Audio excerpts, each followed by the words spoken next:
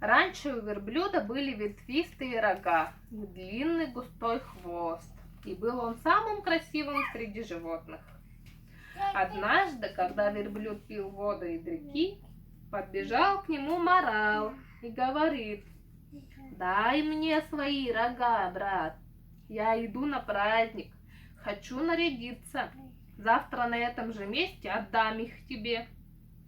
Верблюд поверил и отдал рога. Только он снова начал пить, подбегает конь, тяжело дышит, но приветливо ржет и говорит: «Дай мне свой густой хвост, брат, я иду на скачки, хочу нарядиться, завтра верну тебе твой хвост, поверь, брат». Верблюд отдал хвост.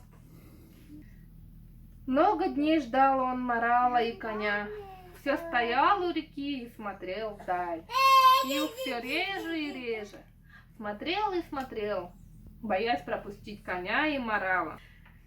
И с тех пор стал верблюд смотреть вдаль ожидающим взглядом и стал редко пить воду.